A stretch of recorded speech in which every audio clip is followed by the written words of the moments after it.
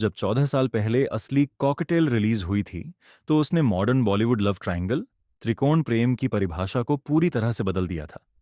उसने एक पूरी पीढ़ी को सिखाया कि प्यार उलझा हुआ होता है, दोस्ती पेचीदा होती है और कभी-कभी सबसे सही फैसला लेना ही सबसे मुश्किल होता है।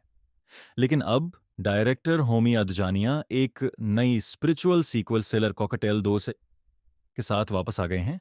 पुराने किरदारों को भूल जाइए, क्योंकि यह फिल्म हमें 3 बिल्कुल नए लोगों से मिलवाती है जो आज के दौर के रोमांस, सिचुएशनशिप और इमोशनल उलझनों की इस अजीब दुनिया को संभाल रहे हैं। यह एक ऐसी कहानी है जिसका इमोशनल कोर, दिल, बहुत गहरा है, जिसमें कमाल का ह्यूमर है और साथ ही रियलिटी चेक का एक भारी डोज भी है, जो आपके दिल पर एक गहरी छाप छोड़ जाता है। कहानी में हमारी मुलाकात कुणाल से होती है, जो एक बेहद करिश्माई लेकिन अपनी भावनाओं को छुपाकर रखने वाला लड़का है और एक हाई एंड फोटोग्राफी एजेंसी चलाता है।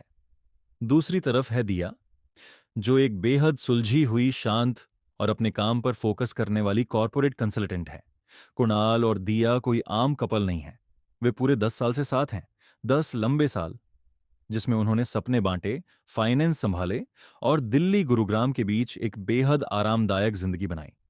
बाहर से देखने पर उनका रिश्ता एकदम परफेक्ट लगता है, लेकिन अंदर ही अंदर एक खामोश ठहराव आ चुका है।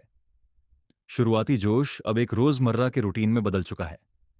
एक शाम अपने खूबसूरती से सजे हुए अपार्टमेंट में बैठे हुए दिया कुणाल की तरफ देखती है और एक बेहद शांत लेकिन फिक्रमंद आवाज में कहती है, कुणाल, क्या तुम्हें एहसास है कि 10 साल हो गए हैं? कभी कभी मुझे लगता है कि हम आगे नहीं बढ़ रहे हैं। हम बस आदत की वजह से एक ही छत के नीचे रह रहे हैं, प्यार या पैशन की वजह से नहीं। कुणाल इस गंभीर बात को हंसकर टालने की कोशिश करता है और मुस्कुराते हुए कहता है, दिया, आदत और कुछ नहीं, बस वो प्यार है जो अब बड़ा और समझदार हो गया है। जो गियर एकदम सही चल रहा है, उसे बदलने की क्या जरूरत है? लेकिन दिया की आंखों में एक उदासी छिपी है, क्योंकि वह जानती है कि जो रिश्ता वक्त के साथ आगे न बढ़े, उसमें दरार आना तय है। इस दरार की वजह बनती है एली, जो अचानक उनके सामने आती है। एली इस कपल की कॉलेज की पुरानी दोस्त है, जो इटली में एक बिल्कुल आज़ाद और बेफिक्र जिंदगी जीने के बाद भारत लौटी है। एली वो सब कुछ है जो दिया नहीं है। वह बोल्ड है, अनप्रिडिक्टेबल है, अपनी शर्तों पर जीने वाली आज़ाद ख्याल लड़की है और बस आज में जीती है। जब उसके सामने अचानक रहने का संकट आता है, तो दिया अपनी अच्छाई और पुरानी दोस्ती के नाते एली को कुछ समय के लिए अपने बड़े से अपार्टमेंट में रहने के लिए बुला लेती है। कुणाल शुरुआत में थोड़ा हिचकिचाता है और दिया को टोकता भी है। एक स्थिर मिक्सचर में तीसरा एलिमेंट मिलाने से कोई भी अनपेक्षित रिएक्शन हो सकता है। लेकिन दिया जिद करती है, उसे भरोसा है कि उनका रिश्ता इतना कमजोर नहीं है। जैसे ही एली उनकी जिंदगी में आती है, घर का माहौल पूरी तरह बदल जाता है। एली अपने साथ एक गजब की एनर्जी, लेट नाइट पार्टियां और अचानक बनने वाले रोड ट्रिप्स का दौर लेकर आती है। धीरे धीरे वह शांत घर एक जिंदा दिल और हलचल से भरी जगह बन जाता है। कुणाल, जो अपनी रोज की बोरिंग लाइफ से थक चुका था, खुद को एली के इस जिंदा दिल अंदाज की तरफ खिंचता हुआ पाता है। दोनों देर रात तक आर्ट, ट्रेवल और सेटल होने के डर पर बातें करते हैं।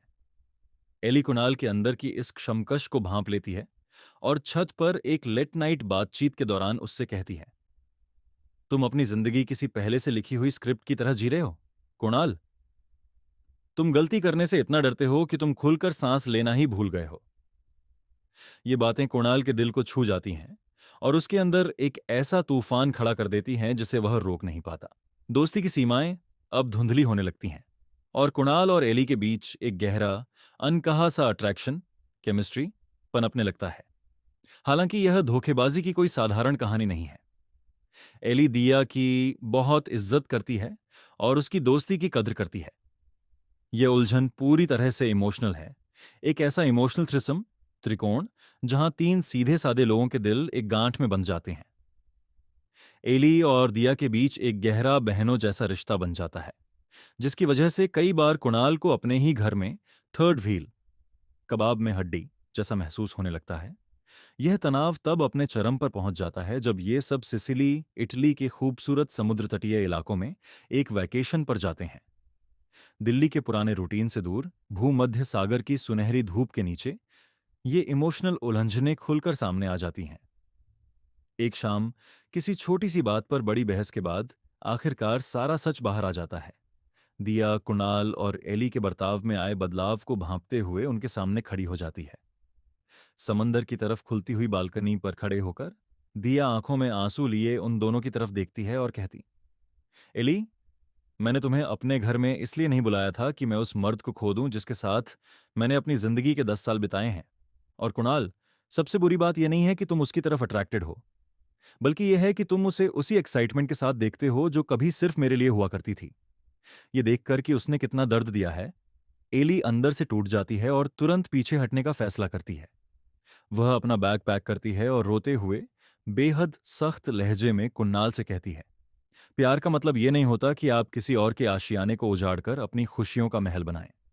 कुणाल, जो कुछ भी हमारे बीच था वो बस हकीकत से एक भागने का रास्ता, एस्केप था, सच नहीं था। दिया तुम्हारी एंकर सहारा है और मैं वो तूफान नहीं बनूंगी जो तुम दोनों को डुबो दे।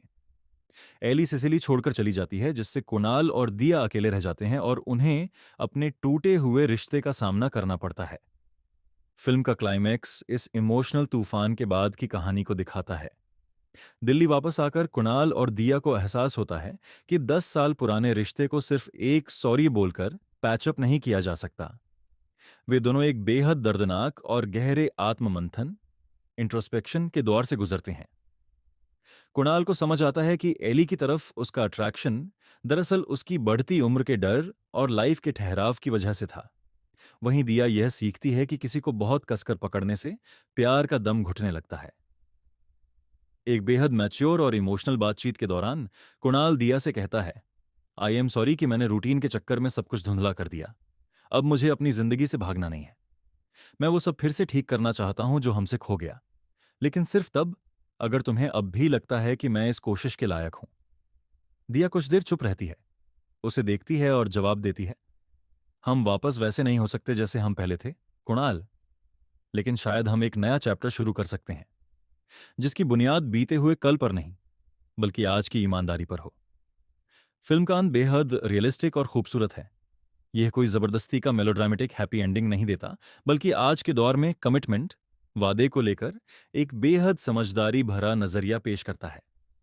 हम कुणाल और दिया को एक शांत कैफे में बैठे देखते हैं जो महीनों बाद खुलकर हंस रहे हैं, और इसी बीच एली का एक पोस्टकार्ड आता है जो अब एक नए शहर में अपनी आजाद जिंदगी का लुत्फ उठा रही है।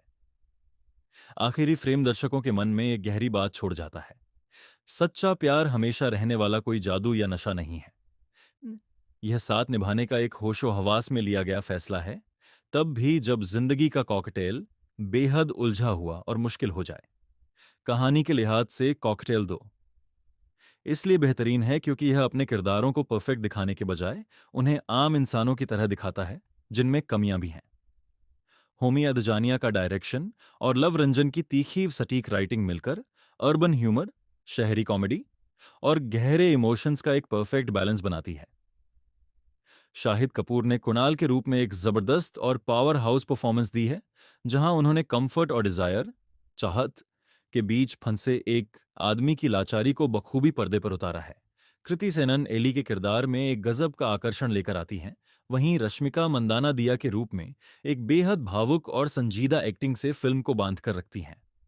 अगर आप आज के दौर के रिश्तों पर एक मैच्योर बेहतरीन तरीके से शूट की गई और दिल को छू लेने वाली फिल्म देखना चाहते हैं, तो कॉकटेल 2 एक मस्ट वॉच, जरूर देखने लायक फिल्म है।